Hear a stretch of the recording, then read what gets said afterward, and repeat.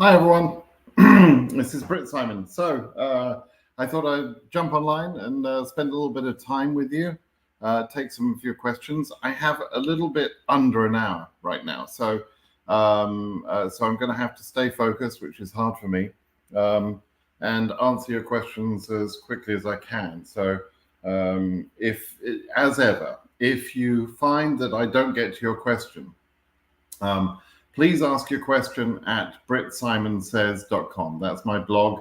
I answer all the questions there myself personally, and it's a really good format for me to keep track of questions when you ask a question, and then I give a response, and you have to ask another part of the question. It keeps the questions together nicely, and so that's why I prefer answering questions there. Okay, so good morning to you, early birds, Sammys, Faiza. Patrick, how you doing? Several people just jumping on. Oh, Tino's just applied a few minutes ago. So that's a great point. DV 2026, perhaps I should mention. I had to laugh. I watched a video channel, a YouTube channel of another YouTuber that gives a guidance program. And, you know, this guy sort of sells himself as an expert, and for only $20 a month, he'll help you through the DV lottery program. Of course, he doesn't know what he's talking about, and he actually doesn't even understand that the DV lottery DV 2026 has been extended until the 7th of November. So he was telling people a couple of days ago, you've only got 5 days left. Yeah, I mean, how do you justify charging for information which should be free? Charging for information when you don't know as much about it as other people, such as myself, to be quite frank, who does it for free. I don't get it. I don't get why people would pay someone who is underinformed when a more informed person is doing the same thing for free. Don't get it, but oh well. I guess not everybody likes me. Oh, this is bound to come up today. Angie says, do you think Trump would limit the visa bulletin if he's selected as a president? You got to understand, Angie, the president of the USA has a ton of things to do, right? I don't think President Trump, if that happened again, would wake up every month, say, oh, I've got to limit the visa bulletin. I don't think he knows what the hell the visa bulletin is. I don't think he knows anything about it. Now, let me put it a different way. Could he impact the lottery process or other immigration in other ways? Yeah, absolutely. He could do that. He can't just pass a law that he wants to pass, right? He has to go through Congress. There's two parts of Congress. They have to put a bill in front of the president, and the president then signs that bill to make it a law. Immigration law change is extremely difficult to get done. Trump has said he would like to block the DV program, but that's not easy to do. And it would only really come as part of a more broad change of law, which will be very, very difficult to do.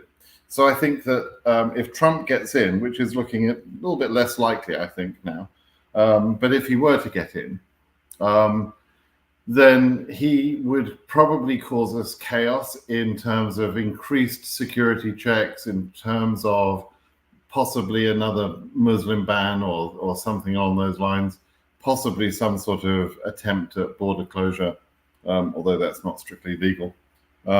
But could he affect the visa bulletin, or would he sort of stop the DV lottery? No, I don't think he'll do those things. He'll just make life difficult for us in various other ways. And as he makes life difficult, there will be an army of lawyers ready to sue the government because of unfair decisions, right? So did I already vote? Yep, I already did. I did it by post. You can probably guess how I voted. And I'll give you a subtle clue. I didn't vote for Trump. So there you go. Major Isaac says, I have not yet applied. Right, so you've got until the 7th of November to apply, right? The deadline for DV 2026 was extended, okay? Hi Britt, when will the November visa bulletin will get out? Every month it comes out between the 8th and the 15th. This will be no different. It'll come out within the same time period. How much money can one travel with in cash to the USA? Asked Joe. Theoretically, you could take a suitcase full of cash, but obviously that would be a stupid thing to do. Firstly, the airlines and the Border Patrol will expect you to declare any cash amount greater than $10,000. And if you're carrying cash, really of any amount, but certainly a significant amount, you may be challenged to prove where that cash came from. And it has happened in the past that people have been challenged to provide proof of where the cash came from. The government officials decided that that money could be connected with drugs. They confiscate the cash, and you only can get the cash back by going to court and going through a long legal process and positively proving that that money wasn't the proceeds of drugs. Okay, so it's really unwise to travel with a lot of cash, I would say. The other thing is you could lose it, right? Maybe you've got it in your wallet, maybe you've got it in a separate bag or something like that. You know, traveling is stressful, and we tend to make mistakes when we're under stress. I've left a bag on a train before. You know, it's possible to leave possessions behind as you're traveling, as you're moving around, and you get to you stop and you're thinking about going through immigration, and you leave a bag on the plane, and that will be the last you see of it, right? So so don't travel with a lot of cash is what I would say. Transfer money through banks, through international bank transfer. That's the best way to do it. You can travel with a few $1,000s, but don't come with a lot of cash. It doesn't make sense. It's not sensible. Okay. AF 1K Freetown Embassy, still no 2NL as of today. What's wrong? Well, Sammy's lifestyle. In order to get scheduled, you need a couple of things these days. You need three things. Number one, you need to be current, which you are, right? Number two, your DS-260 needs to have been processed. Not all DS-260s take the same amount of time to process. You could have two people who, two friends that submit their DS-260 on the very same day, and there could be months between them in terms of when one is completed processing and the other is completed processing. The day you submit the DS-260 doesn't give you any sort of preference in order of scheduling or anything like that. That's completely irrelevant. What is important, though, is when your DS-260 is completed processing. And as I say, that can vary between cases. But the DS-260 has to be completed in order for you to be scheduled. And the other thing, so that's two things, right? You need to be current, your DS-260 needs to be processed. The third thing that you need is that the embassy themselves need to have made the capacity available. They need to have made the space or the slots, the interview slots, available for scheduling. Now, they are in charge of setting their capacity. They can set their capacity from 0 slots, meaning we don't want to take any interviews for DV Lottery this month, 0 slots available, or they could set it as high as they like. Some embassies are prioritizing DV Lottery cases, other embassies are not. If they've got staff sick or on vacation, they won't take many cases, right? So it depends how much capacity they have available. But since your number is so very low, I suspect your DS-260 is not yet processed. You can find out whether it's processed or not by emailing KCC. Okay, and I did do a video about this, but once cases are processed and they become current, they move into a status which is ready for scheduling, which is called AV. There's an AV status. And they only add cases to that AV status once per month. KCC do that. So they add cases into that status once per month. And that's done quite early in the month, right? And so if your case, your DS-260, let's say, was processed, let's say, where are we now? Let's say it's processed. Let's wind it back a month and talk about last month. Let's say it was processed in October, but not until October the 15th. That means it was not processed early enough to be in the batch of interviews that were scheduled in October, which would be for December interviews, right? So if it now is processed, because it was processed on October 15th, let's say, then you could be in the batch of cases that are scheduled for January interviews if Freetown is interviewing cases in January and your case is in that priority. Okay, so there may be nothing wrong. It may just be, the way it is. But if you want to understand a little bit more about the AV queue, the queue of cases in AV status, I did do a video on that, and you can find that quite easily on my YouTube channel. All right. Rabbit Trail says, "Hi Britt, just wanted to let you know that I created a fan account on TikTok from your lives to reach more people." I did see that. I think I noticed that there was a TikTok account that had me talking on various subjects. So yeah, I watch TikTok each evening when I'm throwing the ball for my dog. I throw the ball for Poppy, my dog, every night. She loves playing ball with me. She waits until I finish work at about 5 o'clock. She comes to my office at 5 o'clock and looks at me, and I have to go out and throw the ball with her for a couple of hours. And as I'm doing that, I'm on TikTok. I'm just scrolling through TikTok. And these days, the last couple of weeks, I've been getting on TikTok and getting into political debates with people, which I find kind of entertaining and fun. But that will only last another few days. But that's been kind of interesting. I've neglected my own TikTok account. I haven't put as much content onto it as I should have done. I'm sorry about that. I focus more on the YouTube channel, on my blog, and so I have to sort of limit the amount of time I can spread in all these things. So you're probably filling in a good gap for me there, Rabbitra. Thank you for that. Seda says, "I'm winner of DV25. My photo edited I a little. Is it a problem?" It depends what you did. If you edited just the background, then that's fine, no problem at all. If you edited your features at all, anything about your face, your hair, or anything like that, that can be a problem. If it's noticeable, if you did it badly, then a consular officer could have a problem with that and can actually deny you for it. But the number of times I hear about people being denied for photos is extremely rare. And it's usually only when the photo used in the DV lottery entry was obviously old. And by obviously old, I mean you have obviously aged in person, and that photo that they see you applied with was obviously several years older. Your photo shows a young man and perfect dark hair and everything else, and you turn up at the interview and you're grey haired like me and you're bald and you're an old man. That would be a problem, right? So that's, other than that, it's hard to get disqualified for a photo. So don't worry about it. It probably won't be a problem. What if I'm in the USA already and applied, but not a citizen of the USA? That's absolutely fine. That's very normal. Hi, Britt, should jewelry be removed, earrings, necklace for the photos? Ideally, yes. I think it says on the instructions that you can have very small jewelry, but don't have a lot of jewelry. It's not good to have a bunch of jewelry, particularly earrings.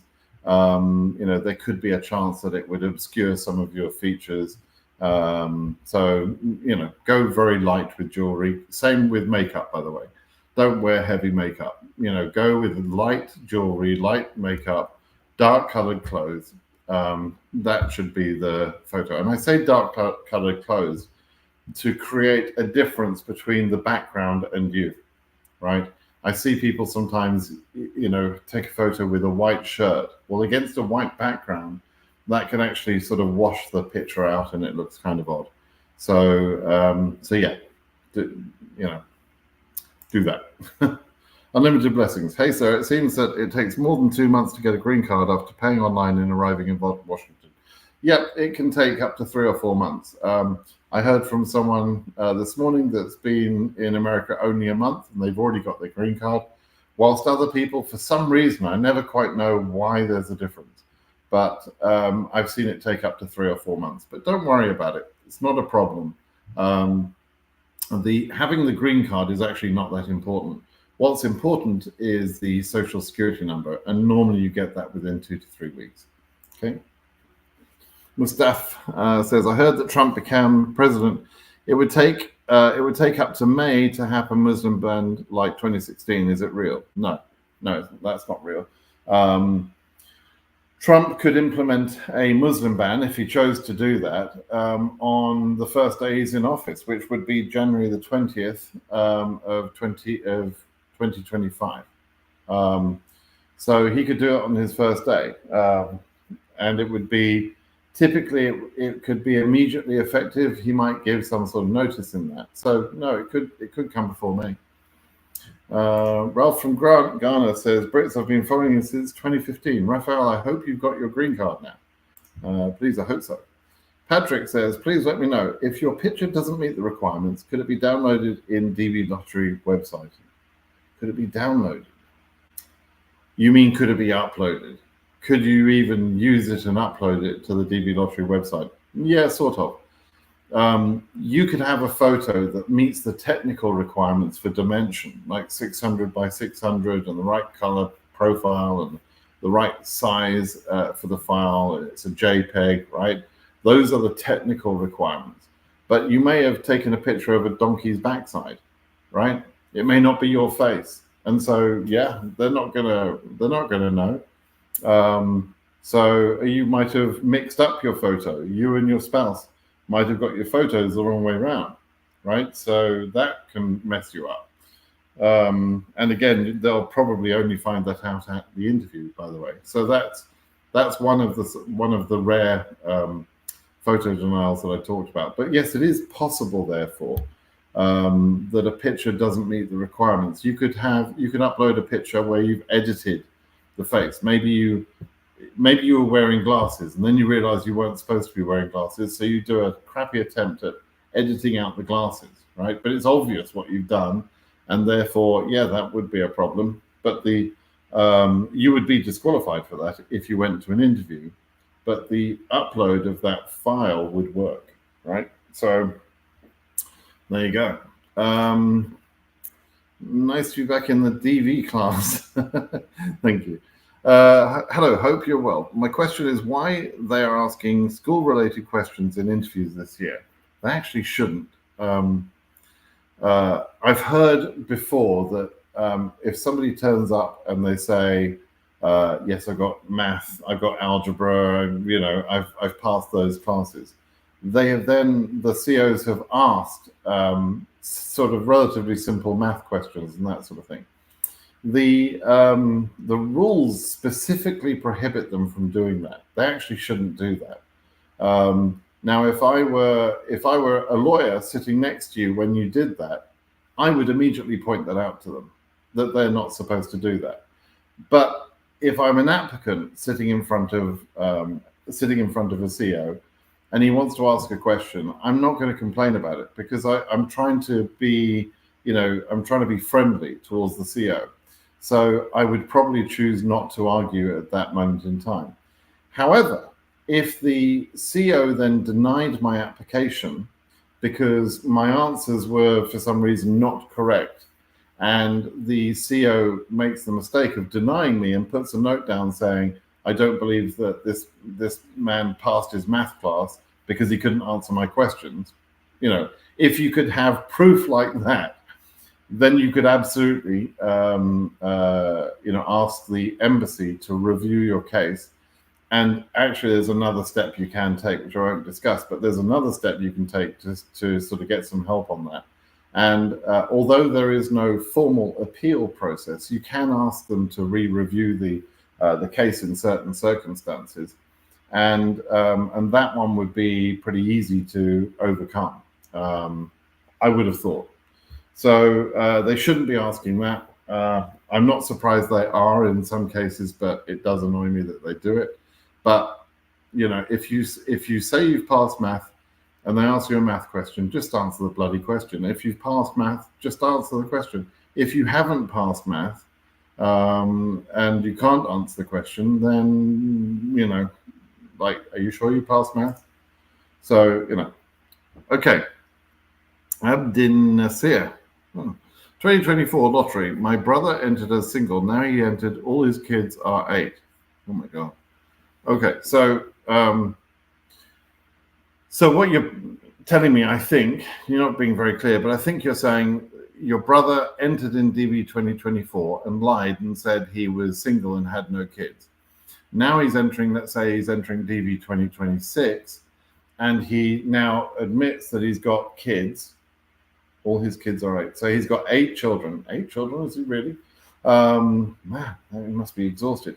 But anyway, he's got 8 kids, and maybe he's married, maybe he's not, I don't know. But he's now telling the truth.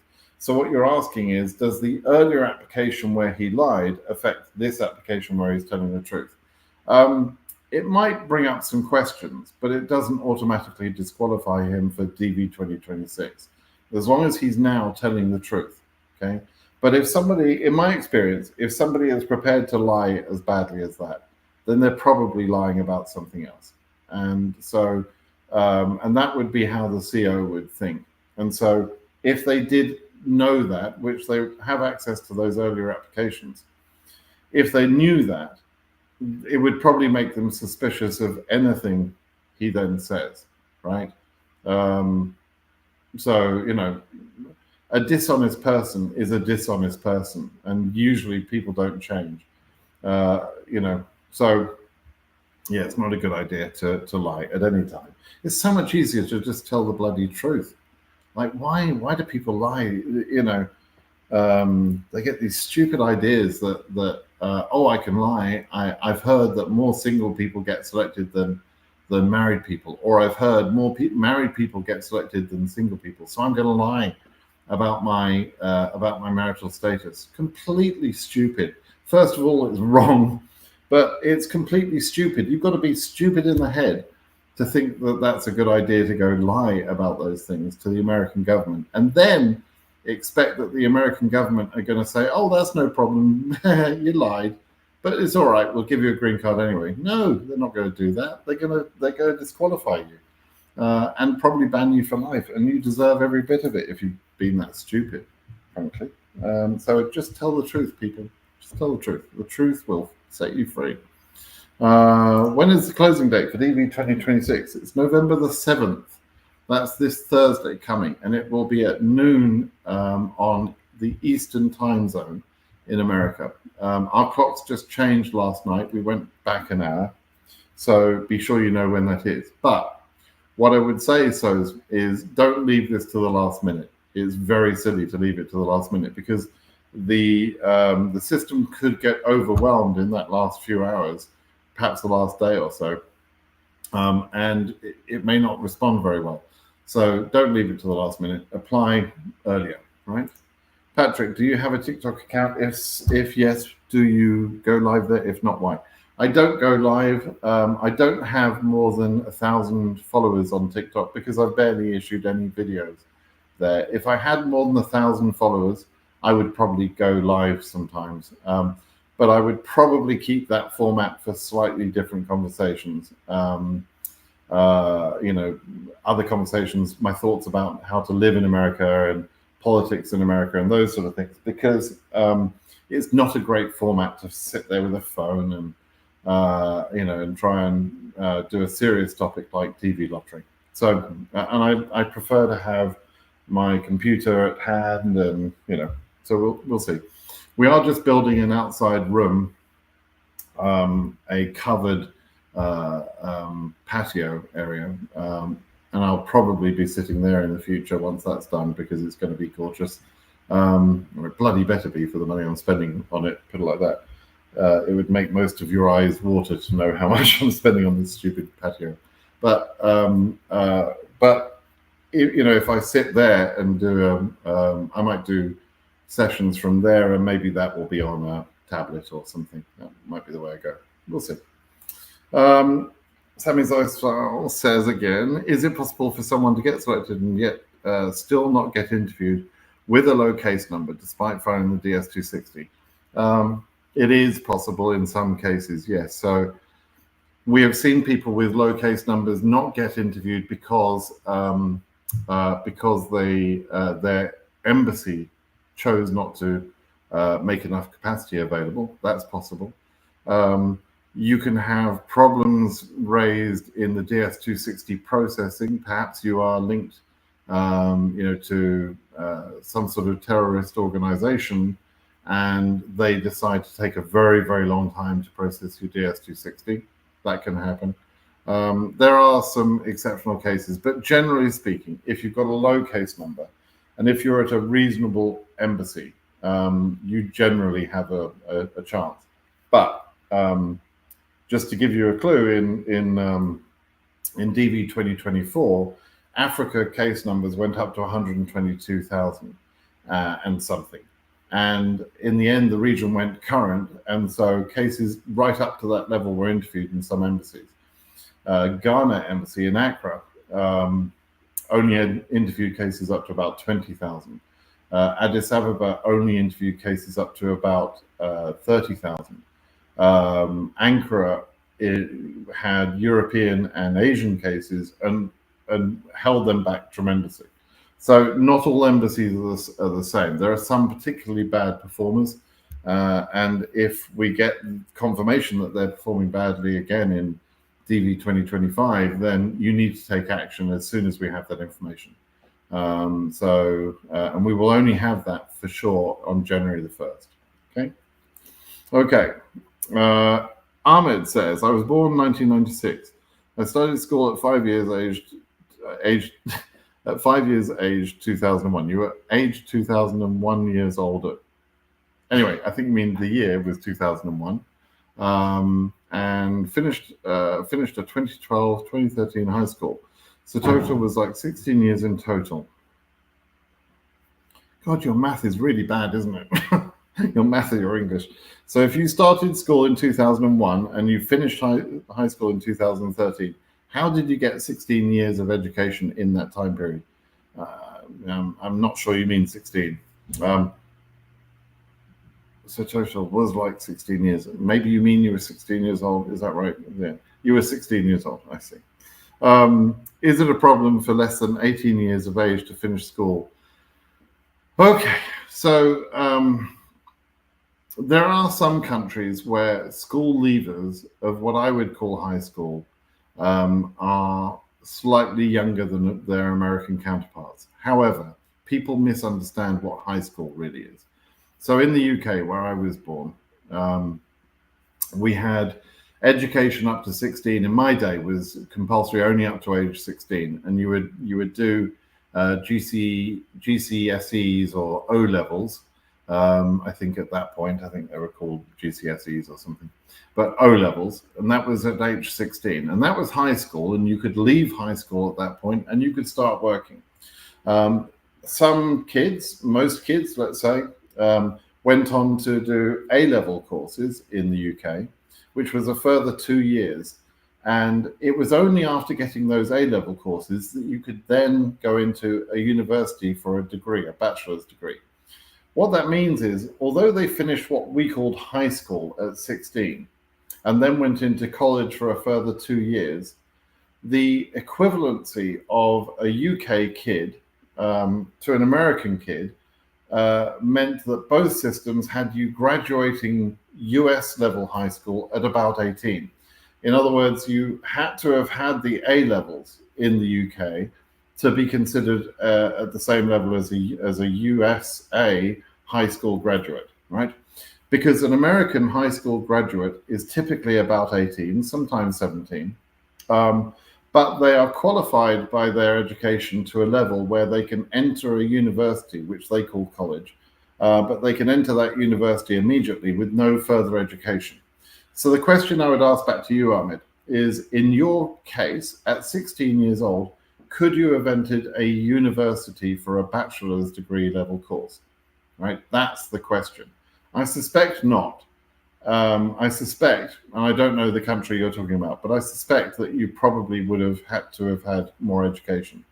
If not, you're telling me that children in your country at 16 years old are essentially smarter than Americans at 18 years old. And I'm not sure that's true. I'm not very impressed with American education, I have to say, but I don't think there are countries where that's truly happening. I do know that Cameroon, for example, there have been people in Cameroon approved for DV lottery visas at an education level that I don't think they should have been approved at. But it's down to the local embassy to make that decision. Okay, so that's just that's something you'll have to think about. Consider carefully, were you able, this is the point, were you able to enter university or not with the education that you had gained by age 16? Okay. Hello, Brit. Has Freetown Embassy started receiving 2NLs? I don't have the data, so I can't be sure. Gilbert says, can the main applicant enter the USA with one beneficiary and leave the other beneficiary to follow afterwards? Yes, that can happen. I think you just asked me that on my blog, and I think I just answered on my blog this morning. Hello, Mr. Simon. I will always pray for you. May Almighty God bless you abundantly. I love it when God blesses atheists. That's awesome. But I appreciate your thoughts, Waguti, and your prayers. Because I'll hedge my bets. I don't believe in it, but if you do, maybe it'll work out well for me. So that's good. Mustaf says, I applied for the green card 1 month ago. Yeah, we talked about this earlier, Mustaf. Where's November VB? It's not supposed to come out yet. It's not supposed to come out for another few days. It will come out between the 8th and the 15th of the month. Okay, just like every month. Okay. Hi, Simon. My case number is 2025 AF 14XXX. By the way, for everyone else, that's the way I like to see your case numbers: year, region, and the number range. I don't need to know the precise number, but the fact that I know this is in the 14,000 range is good. That tells me that it tells me approximately where in the range you are and whether or not you're current. So that's good. Thank you for that. When will I get my 2NL? I don't know. Even though you told me your case number correctly, and I see, thank you for that. I don't know your embassy. I don't know whether your DS-260 is processed. And I don't know whether your embassy is backlogged. So I don't know, is the honest answer.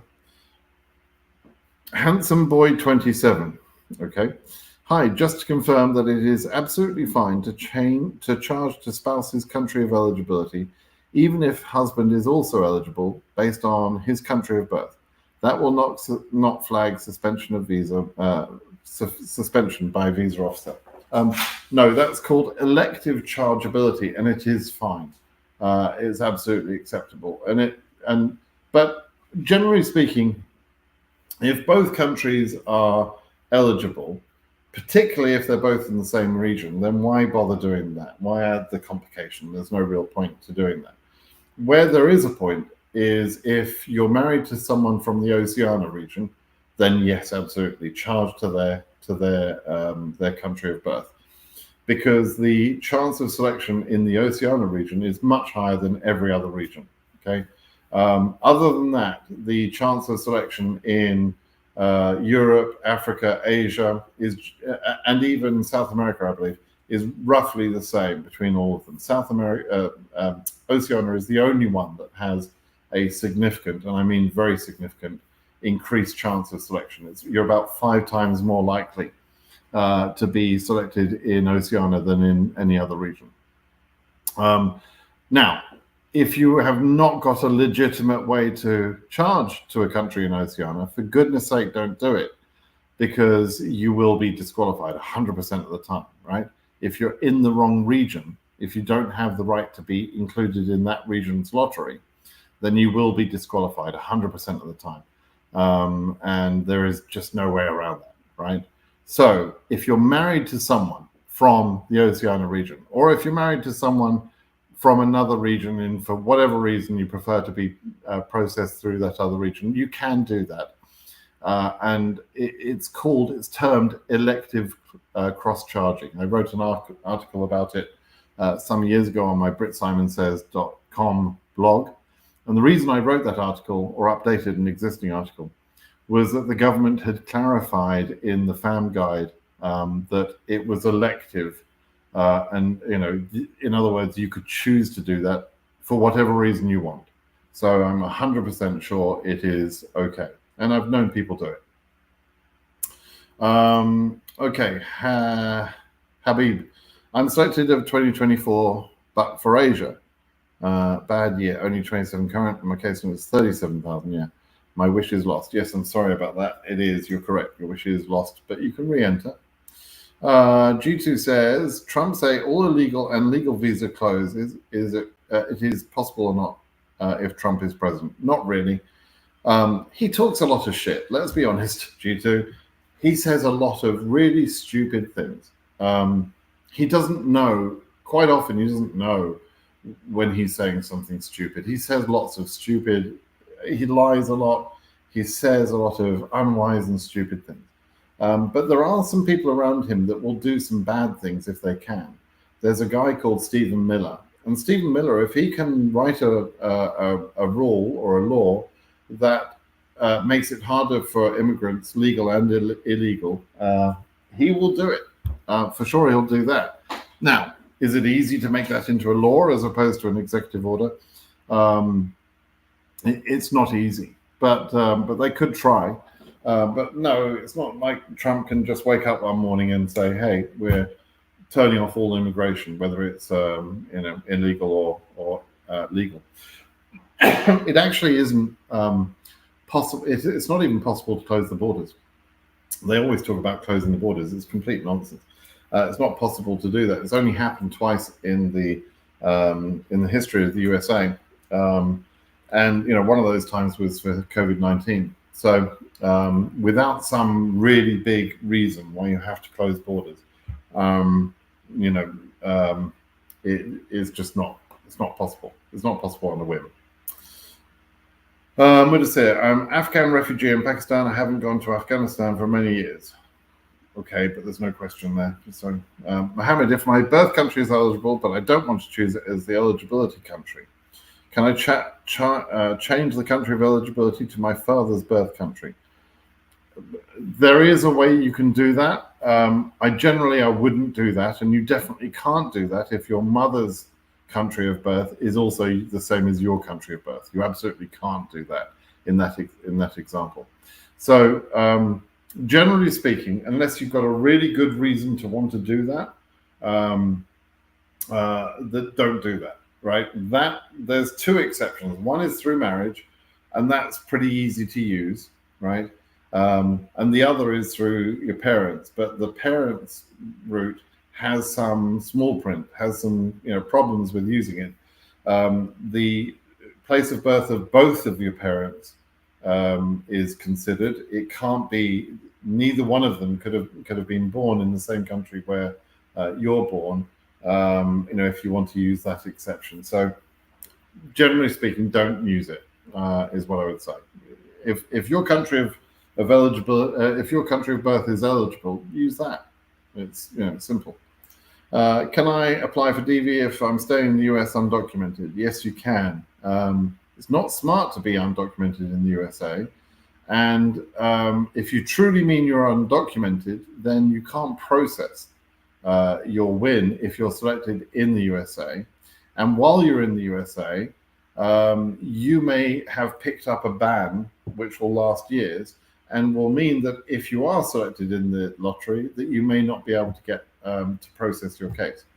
So, you can't expect the USA to, you can't expect for you to disrespect our laws 1 minute and then benefit from those laws the next minute, right? If you can't, respect our laws as a nation, don't expect to get benefit from those laws, right? If you've arrived here and you needed to claim asylum, then claim asylum, that's fine. And if you're an asylum seeker, you can process your DV lottery case, but you cannot be out of status. Don't do that. So if you've just arrived and you're undocumented, I would get the hell out of here if I were you. Go somewhere else because, if you think you've got a chance on the DV lottery, you're probably making it more difficult by staying here undocumented. Okay. Raphael, Brits, is it true that bad images are disqualified at the entry point? Generally speaking, they're the most common reason that holes are created. Holes are gaps between the numbers, right? So in DV 2025, in Africa, let's say, we've got about 100,000 case numbers, or, because people have cases between 0 and about 100,000, 105,000 or so, about that. So there's about 100,000 case numbers, but we only have 30,000 of those numbers used. There are holes, 70,000 holes in that number range, right?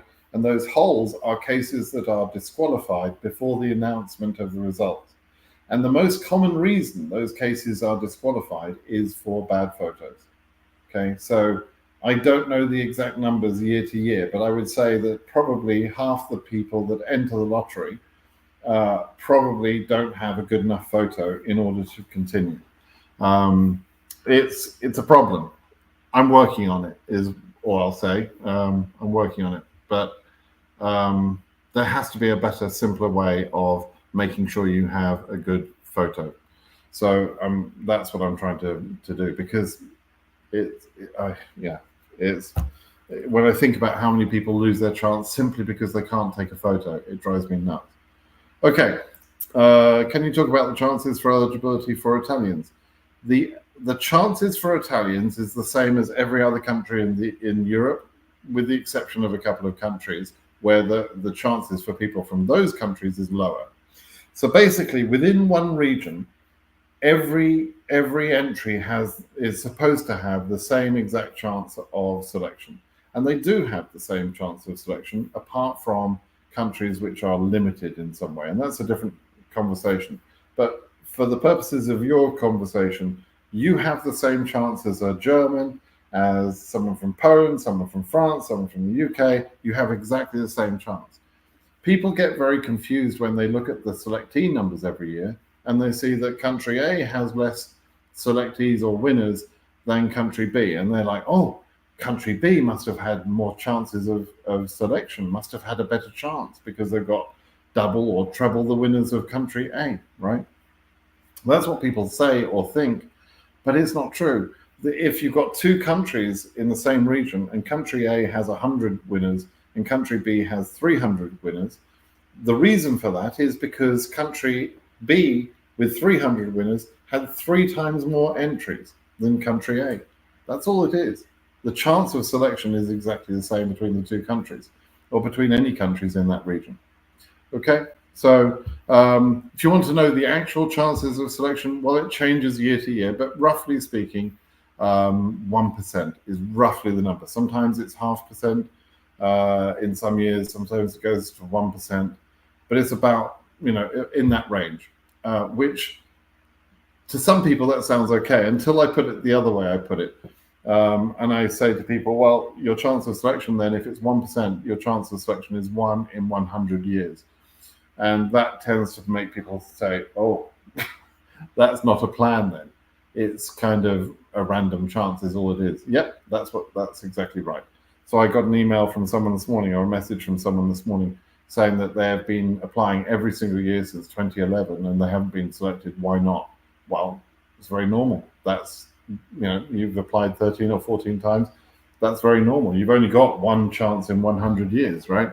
Now, there are other people who will be selected 2 or 3 times, but that's the nature of a random draw. Got nothing to do with anything else. Okay. Hi, Brett. Are people asked for the I-134 before the interview or during or either? During the interview, they're asked for it typically. They might be asked for it after the interview if they're put on 221G, but generally speaking, they're asked to produce that. If they're asked at all, they'll be asked during the interview. There is one embassy, I think it's Sri Lanka, that insists that people provide the I-134 before the interview as part of a set of documents that the embassy wants you to send, I think, a week or 2 before the interview. Each embassy has the right to make their own sort of procedures and rules. So that's what happens in Sri Lanka, I think it is. Okay, let me just check something there. Okay. I'm sorry, I just need to.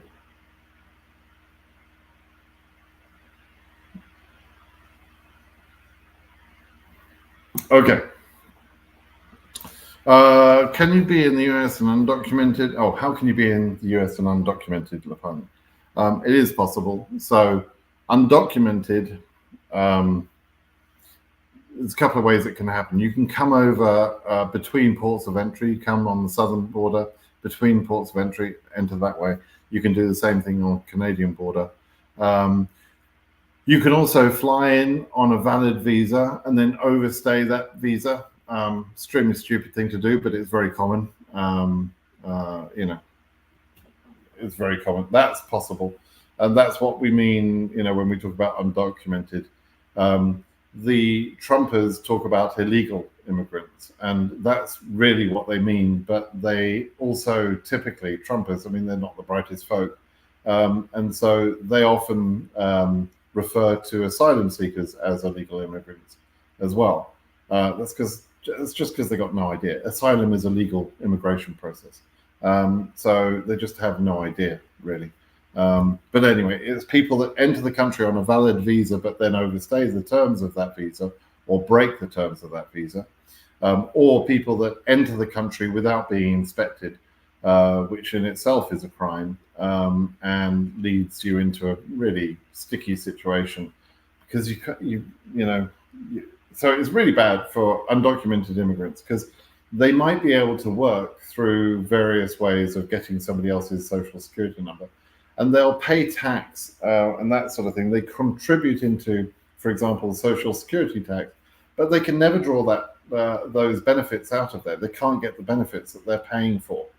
So and typically, if people know you're an undocumented alien, they will take advantage of you in various ways, either through paying you less money or disrespecting your rights, perhaps ripping you off with other things. So there's all sorts of ways. So it's just not a good thing to do, right? I get why people do it, but it's not a smart move.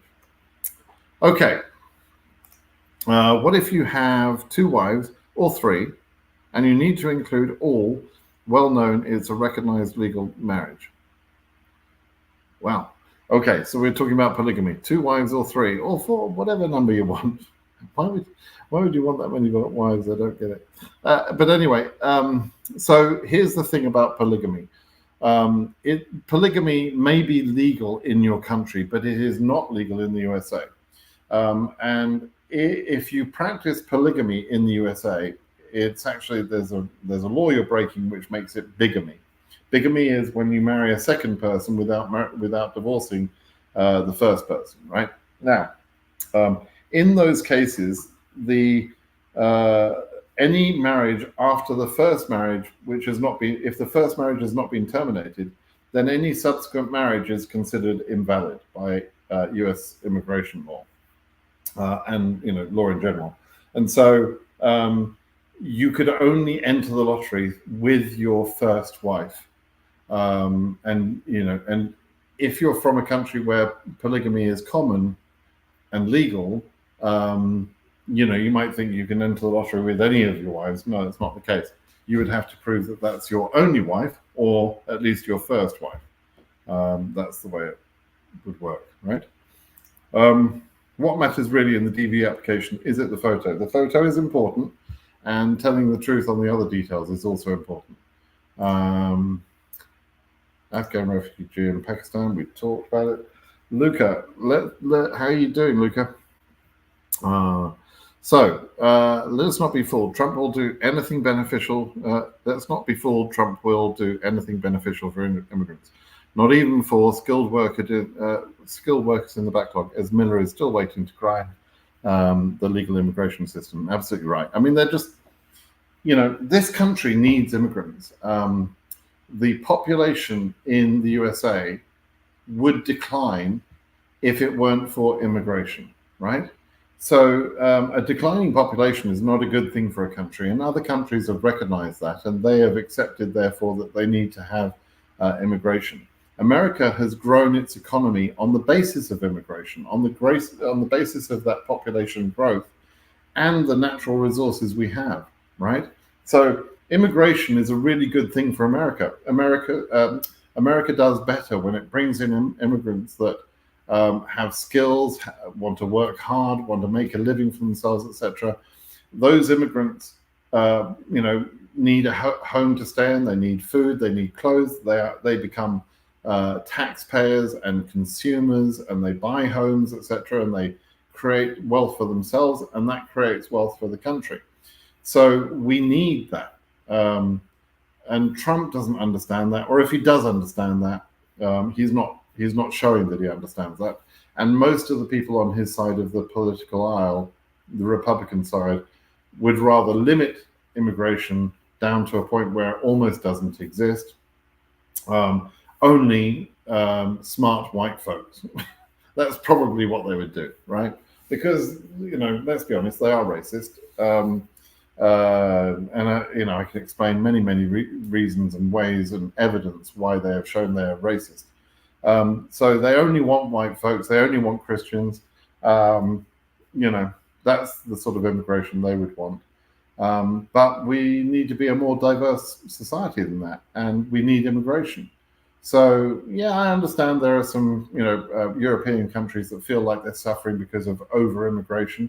But Europe doesn't have the same natural resources or space that we have in America. We can drive the economy here with immigrants, and we can. We've got loads of space. We can build cities. We can build new homes, right? We can take loads more people and not have a problem. There are massive areas of this country that are still not populated, so we're not full. And we have lots of natural resources, and with the right people and the right numbers of people, this country can continue to be a very powerful, very wealthy nation. If, on the other hand, we limit immigration and our population declines, and frankly, we'll lose ground to loads of other countries that will become the most powerful countries, the world's leading economies, and so on. I personally don't want to see that happen. I want to see our country prosper. I don't know. It's crazy. Anyway, Luca, it's lovely to hear from you. I'm a DV Lottery 2025 winner, AF 5K. I play with my wife and kid, but my wife did not have high school paper. That's okay. If you're the winner, your wife's education details won't matter at all. They won't even ask her. Okay? If you're the winner. If she's the winner, then she needs to have met the education or work experience requirement. Okay. What are your predictions for Asia 2025 DV case numbers to reach? And what you think in general for Asia probably? I don't know. I don't have any estimates or predictions yet. We'll have some data in January, on the 1st of January.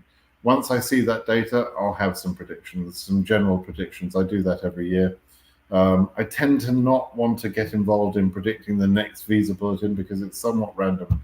But once we see the data and we understand the data, I can do a general prediction for the year.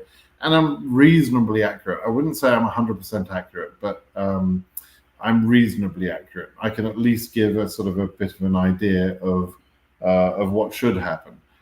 What should happen is not always what will happen. That's where it goes wrong.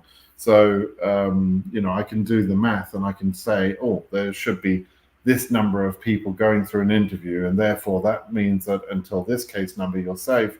But things happen, and the government behaves oddly in some cases. So, for example, in DV 2024, I absolutely think they should not have made Africa current. There was no justification for doing that. And if you look at what actually then happened, you'll see why I was saying that. But nevertheless, they made Africa current right up to 122,000. Shouldn't have done, but they did. So, my predictions, therefore, are not always accurate, even though I know the process very, very well. Okay. What's the main reason why they extended DV 26 to November 7th? I don't know. This is quite interesting to me personally as a geek. It's interesting. There were a couple of periods of time where the DV lottery entry system was not available. And in those cases, when that happens, they can say, okay, we lost 3 days, so we're going to add on 3 days, or we lost 2 days, so we're going to add on 2 days. They could do that. And so some part of me thought when I saw that extension, okay, they're doing that because they lost a couple of days. However, they also published an article, an announcement that says that the Federal Register announcement of the dates was incorrectly published, and without mentioning anything about an extension or a correction of the dates because of some outage time or whatever else, they just said the dates were always announced wrong. They should have been this date. They should have been till the 7th. So I don't know, is the honest answer. I don't know which version of the truth that they're telling us is correct. But nevertheless, it's the 7th. The effect of it is the same either way, whichever is the correct version.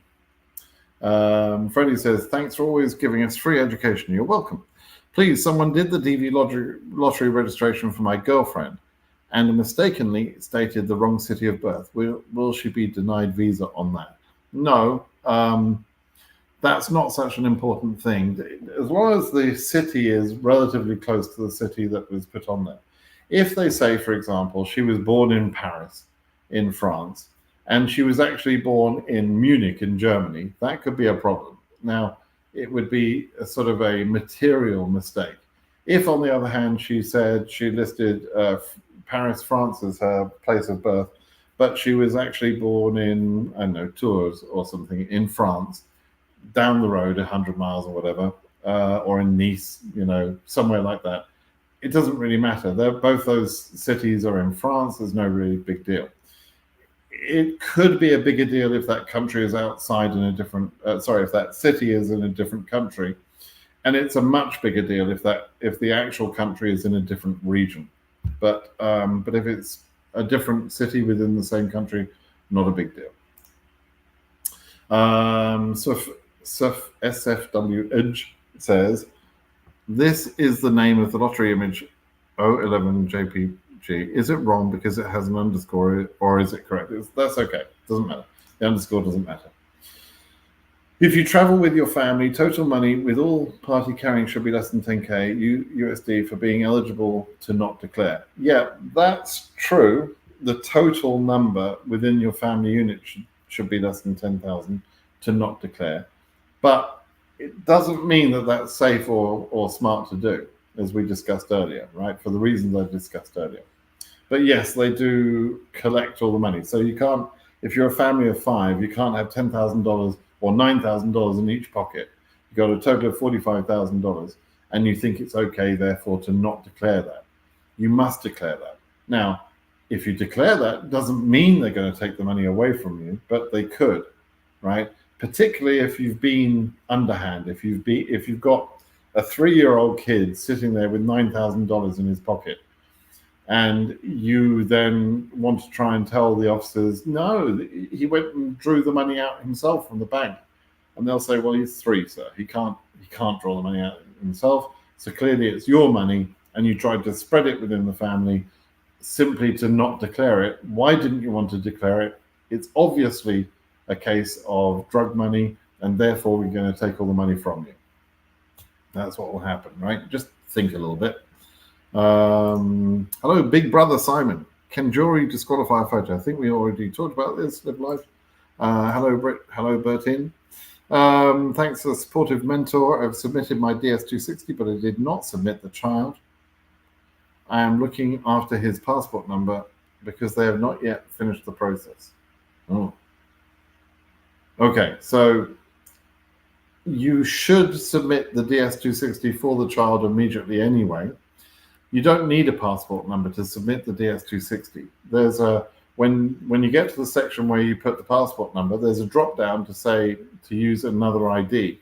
So as long as you've got another ID for the child, you can use that. If you don't have another ID for the child, you can also just put your own passport number there. It doesn't matter. You should enter the DS260 for the child straight away. Don't wait for the passport. Okay. Hi, Britt Simon. Should I still fill out DS260 if I'm planning AOS? Right. So the general answer to this is that the DS260 isn't, strictly speaking, necessary for an adjustment of status step for an AOS process, right? I believe that it probably makes it a bit easier later on, but you don't need to do it early, right? There's no point in doing that now. There is a downside of submitting the DS-260, which it's a declaration of immigrant intent. So if you submit a DS-260 because, and you're planning to do AOS, but your case number is very high and then maybe never gets current, then the fact that you submitted the DS-260 could cause a problem in future non-immigrant applications, non-immigrant visa applications, right? And so why do that? Now, if on the other hand, you're pretty sure that you're going to be current next month or in a couple of months, and you want to submit the DS-260, then that's okay. You can do that. And it may help to speed up the case processing once the USCIS asks KCC for your file, because if they've got the DS-260, they can immediately send the file. So it might be helpful in those circumstances, but it's not, strictly speaking, required. Okay, so think whether you need to send it or not. Okay, AF18039 from Ethiopia, please. I think, are you asking about your case number? It might be okay, but I don't have any data for Ethiopia or any other country right now. Bertin says, since I'm DV25 with low case number of AF2900, is there a need to apply for DV26? Why not apply for DV26? Why not?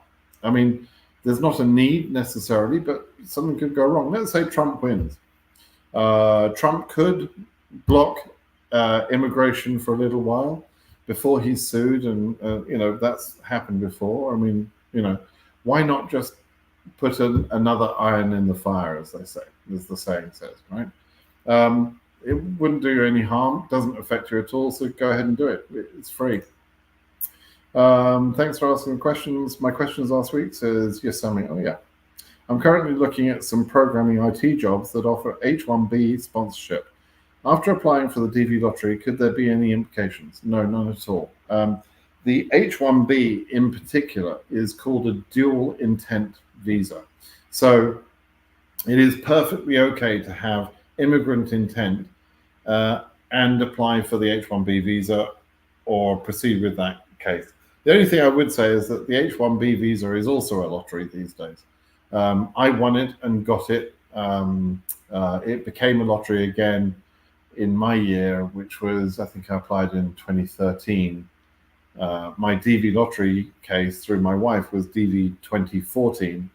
And we actually entered the country to start with on the H-1 visa, and then did adjustment of status later on that year in 2014. So we entered in February of 2014 under H1, and we became green card holders in September of 2014 through DV lottery. So you can have both of those running at the same time. You can have applied for both at the same time. You can have won both at the same time. It's very flexible. And in my year for the H-1B, that was also a lottery. So I won the H-1B lottery, and my wife won the green card lottery pretty much at the same time. They were within a month or so of each other, I think. So yeah, we were just amazingly lucky that year. Should have bought other lottery tickets or something. Hey Brett, how is Addis Ethiopia doing in DV25 interview schedule as compared to 2024? So I don't have data to support this statement, and so I'm a little nervous of sort of saying something which I don't know to be true. But I have seen rumors of people who are getting interviews at sort of case number 8,000, 9,000, 10,000. I hope that's true. Even if it's true, it doesn't mean they'll do well, but it does mean they've started a little bit better than DV24, because by the time we took the first extract of data for DV24, Addis Embassy had only scheduled cases up to 1,000, and so I think from memory, and so it was obvious they were doing badly at that point. But we'll have to wait and see until January the 1st to have the real data. We'll have to do that. When am I running for president? Here's a bit of education. As I was born in another country and became a naturalized citizen in the USA, I could not run for president. But I also couldn't run for president because I'm not smart enough, frankly. I'm, and I'm too old, and I'm not going to run. So thank you for presuming I would get your vote. But even so, I'm not going to run. But yeah, it's like, oh my God, that's such a big job, right? And I'm certainly not smart enough to do it. Hello, sir. They give me one space to add someone, and I decide to add the child I'm looking after. But I did not add him on my application because he was not with me. Is it going to affect me? Oh God, what have you done? They give me one space to add. I don't know what you're talking about. Okay, I don't know what you're talking about. If a child that you're looking after is not a child that you can add on the DV lottery. But if you added him in the DV entry, that can cause a problem. And then the fact that you don't put him in the DS260, that, whole thing could be a mess. But I don't really understand what you're saying. So I don't know what you've done, but, I don't know. I uploaded a photo 900 by 900 pixels. That's fine. It's not a problem. You can enter, the photo can be from 600 by 600 up to 1200 by 1200. What you can't do is have a photo that is 600 by 1200. That would not be a square photo, right? So, but anything in that range between 600 by 600 and 1200 by 1200 is acceptable, which means 900 by 900 is acceptable. Thanks for the live. I received this message second time. I accidentally submitted the page. Am I disqualified?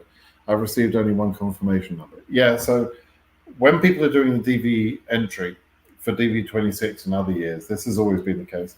Sometimes people enter, they get a confirmation number, and then they press the back button on the browser. And the system thinks you're trying to re-enter. And so it comes up with a warning message saying you can't enter the second time, with exactly the same information, blah, blah, blah, something like that. And it says in that message, don't worry, you won't have been disqualified by this entry, something like that. And it's because they stopped you entering a second time, right? And the system took care of it, and only the entry with the confirmation number will be considered.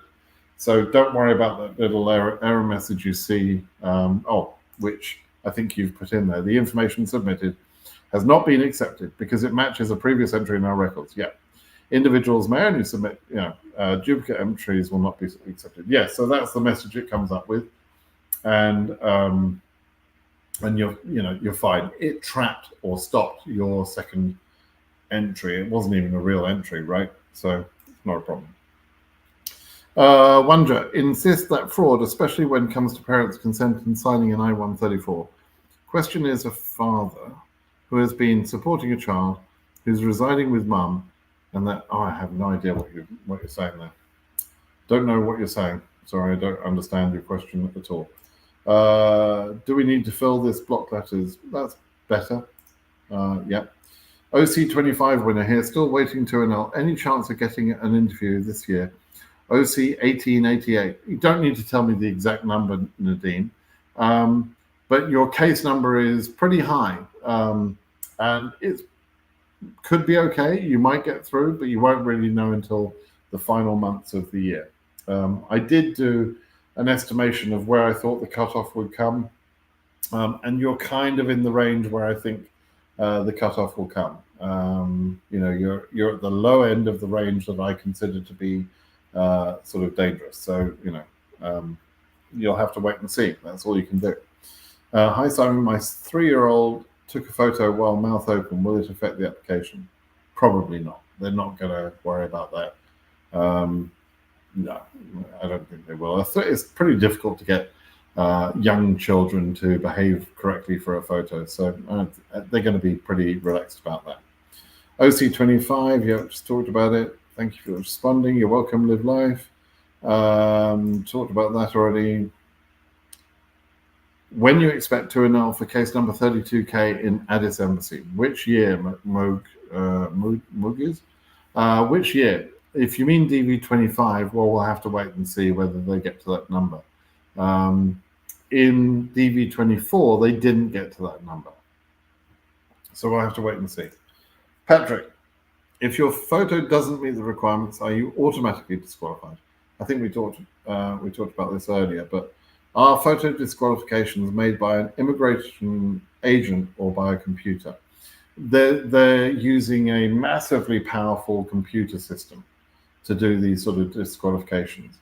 And I've read reports from their system where they were implementing the system for some time. I think it was about DV 2018 or 2019. They were running the computerized system, but they were checking against that manually. They would check some number, and they wrote a report saying the computerized system is doing so well, we don't need to manually check these anymore. And they have a lot of entries, right? So they've got millions of entries. They don't want to check those manually. So yeah, the reason we're seeing more and more holes these days as compared to a few years ago is mostly because of the software that disqualifies entries because of photos, and for other reasons too, but mainly photos. Okay. I'm happy you're connecting on the live session as well. Hi Simon, I applied as a principal applicant with my wife and 2 children, and then she also applied as a principal applicant and added me and the children as well. Do we stand a chance of disqualification? No, you've done exactly right. A married couple can both enter, and they enter for themselves and list their spouse as the derivative, and of course both of them list the children. Okay, I had a really interesting question this morning, interesting but confusing. It's worth actually it's worth reading this one actually. I think it's on a DV26. Right. So brace yourselves for a complicated question. For example, if we suppose woman number 1, she married man number 1, right? I'm going to try and go slowly. So you've got a married couple. Woman number 1 marries man number 1, and they have baby number 1, right? And then they get divorced, right? So you've got man, woman, and baby all number 1. Then they get divorced. Man number 1 then marries woman number 2 and has 2 babies with woman number 2. So who should enter what in that scenario, right? You got woman 1, man 1, and woman 2, and you've got baby 1, and you've got babies 2. You've got 2 babies from the second relationship, baby number 2. So in that situation, he was asking, this question was about woman number 1. Does woman number 1 need to include the babies from woman number 2 and man number 1? And so my answer to that was no. There's no relationship between woman number 1 and the babies number 2, right? Both the babies in number 2. However, if woman number 2 and man number 1, who are now married, if they enter, man number 1 has got 3 children, 1 through woman number 1, right, through his first marriage, and 2 through his second marriage, right? And so he's got 3 children. So he obviously has to list all three kids. But what's interesting is that woman number 2 also has to list all 3 children, because the baby from the first marriage is the stepchild of woman number 2. Okay, and that example helps me explain what stepchildren are and why they must be included. Okay, so that surprises some people, but I just want to make that clear. If you've got stepchildren and they're under 21 and unmarried, they should be included on your application, and not including them will mean disqualification. And typically, because you're applying with a husband or you're applying with a wife or whatever, all of the information is already in both of your applications that make it clear that you made a mistake in your application. And so disqualification happens very commonly in that situation. It will happen 100% of the time if they know. But it's just so easy to catch you out that that's always going to be the result, disqualification, right? So, but anyway, yeah, be careful of that, stepchildren.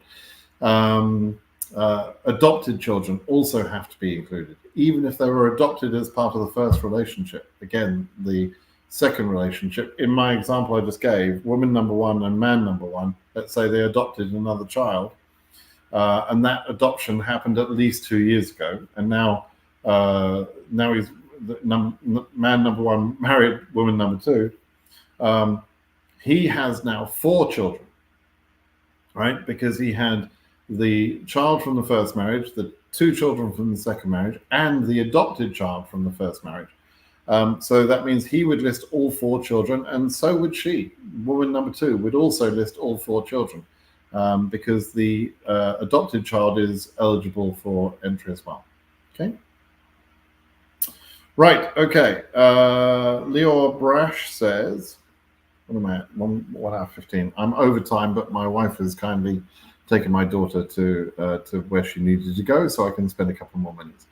I was born in Israel, but I have both Israeli and British citizenship. My wife was born in Britain, and she has only British citizenship. Can she apply twice? Once as a Brit and once as married to an Israeli? No. No, that's an odd thing to assume. No, she can only apply one time. Everybody can only apply one time. Doesn't matter the situation. And your ability to enter is based on your country of birth, typically, for most people. It's certainly nothing to do with citizenships. So if you have all sorts of situations with citizenships. She may have had a citizenship that she no longer has, and all that sort of stuff. There's all sorts of crazy things that can happen with citizenships, but you're only born one time, right? So you can choose your own country of birth. You can charge to your spouse's country of birth, or there are certain exceptions for parental place of birth as well. But they're harder to use. So in your situation, you were born in Israel. You can only enter as Israeli for that part, but you're married to a British person, and because of that, not because of your British citizenship, but because of your marriage to a British person, you could charge to Britain, right? UK. And by doing that, you would then be moved into a different region. That's possible. Your wife is British. She can either enter as British charging to Britain or as an Israeli through her marriage to you, right? But again, nothing to do with citizenship. It's to do with whether you're married or not, right? And where you're born, right? If you had, let's say you had, just to make this clear about citizenship, let's say you also had German citizenship, right? So you have Israeli, British, and German citizenship.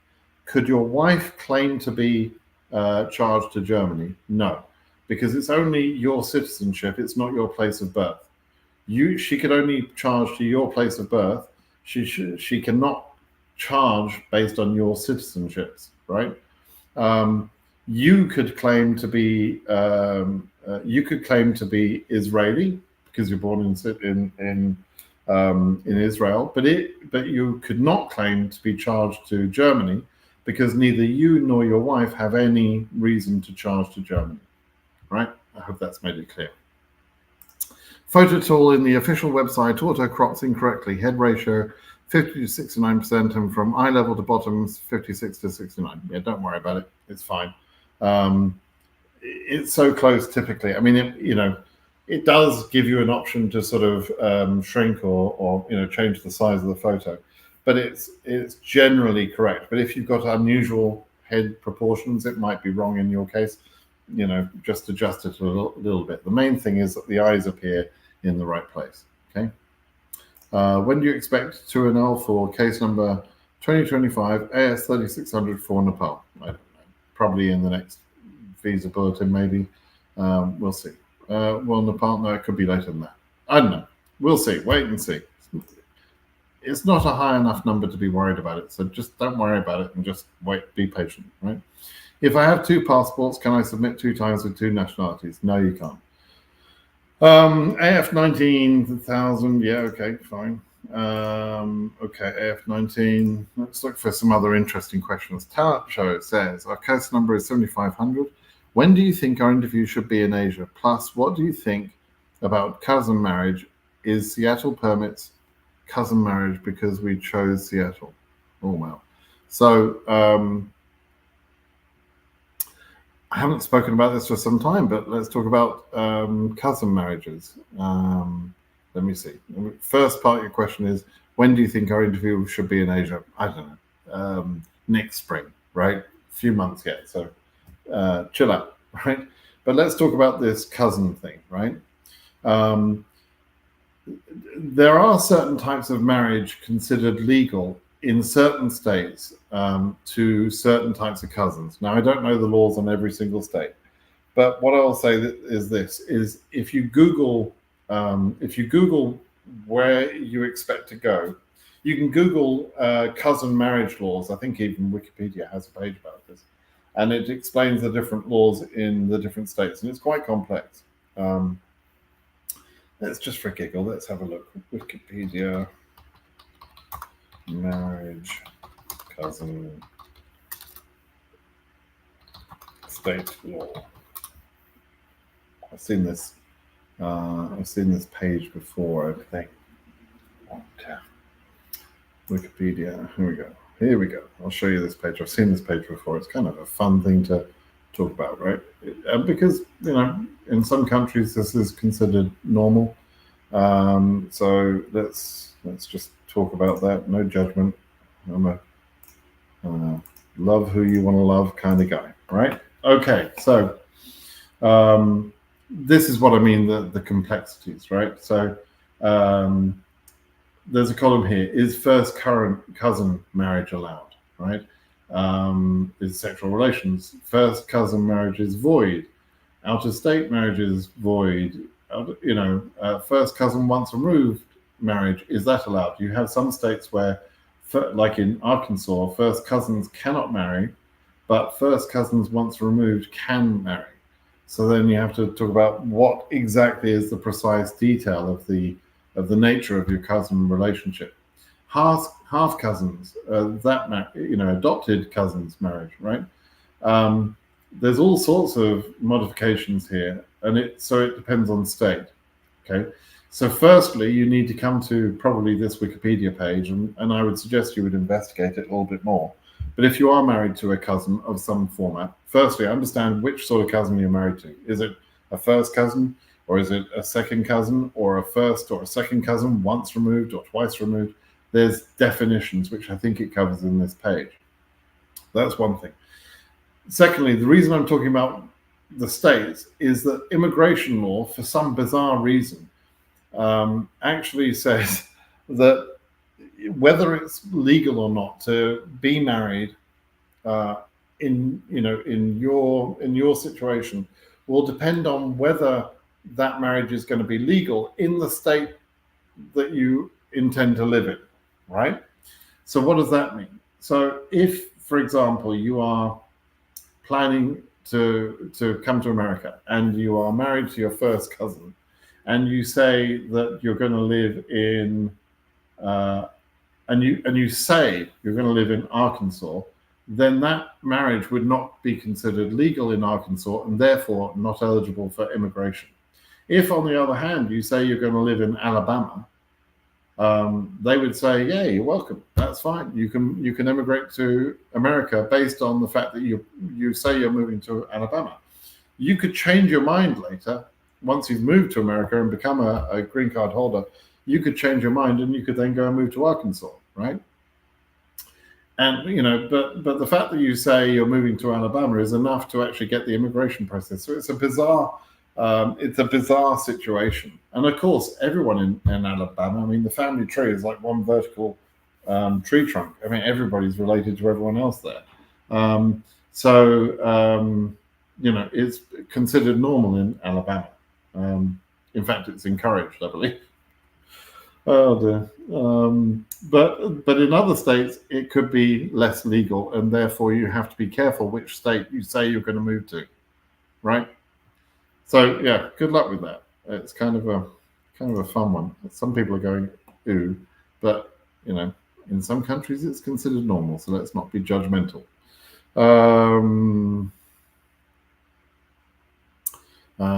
Jean Didier, I clicked this one because I like your name, Jean Didier. And then Bicorimena. That's great. Thanks for the commitment to assist people free of charge. You're welcome. Okay, my uncle is a citizen of the US. Can he help us because of security issues during the interview? Security issues? I don't know what you mean by security issues. Can he help you for financial issues? Yeah, he can be.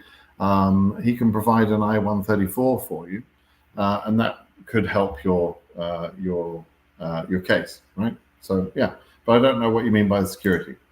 Yay, Brits back, baby. Okay, 2 or 3 more questions here then. Does a duplicate certificate pose any problem at interview? DV25. Case number AF3000. My interview on Tuesday. What should I prepare? A duplicate certificate. Oh, if you've only got the duplicate of the certificate, you don't have the original.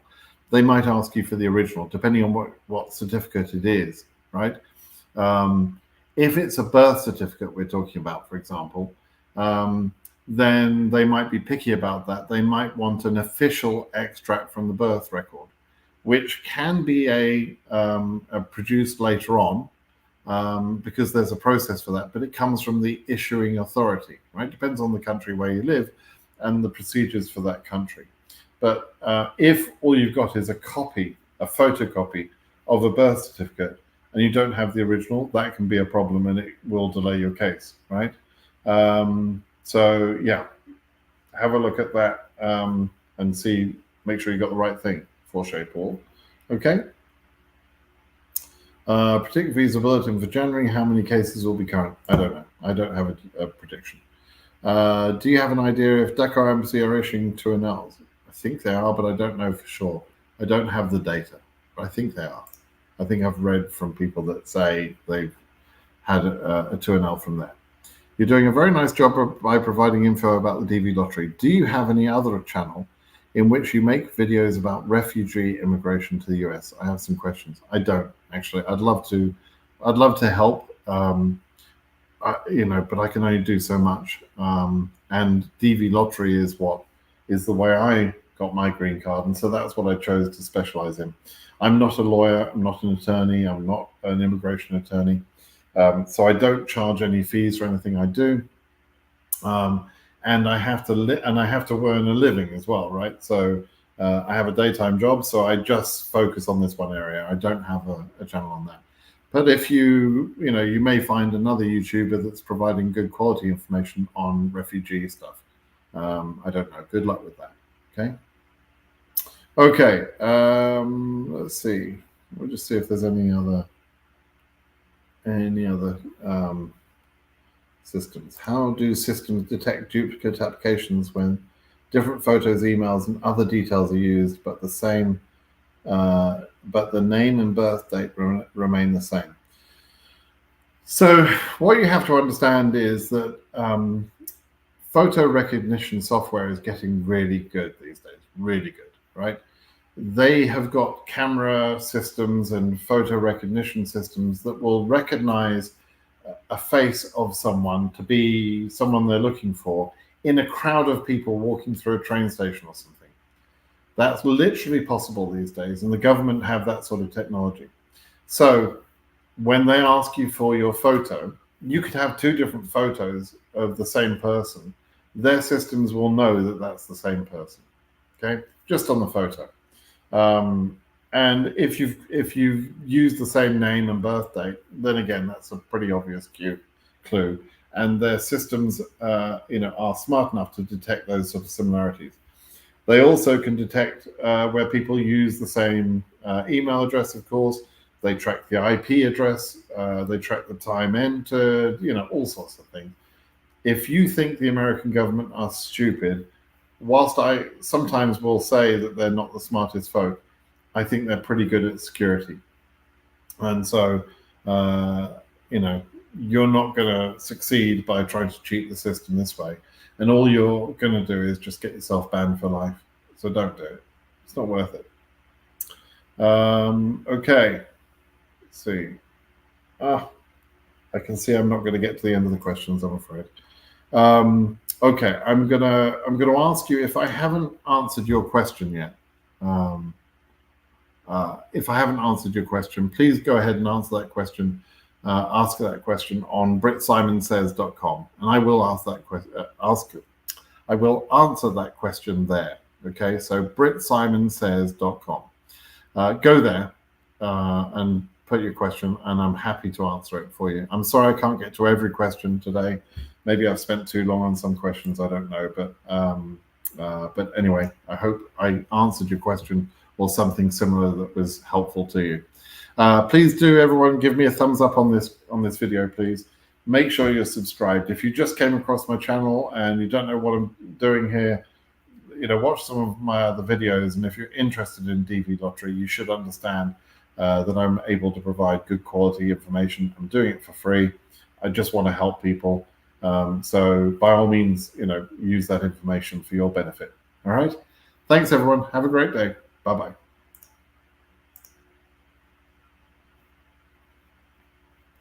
Oh.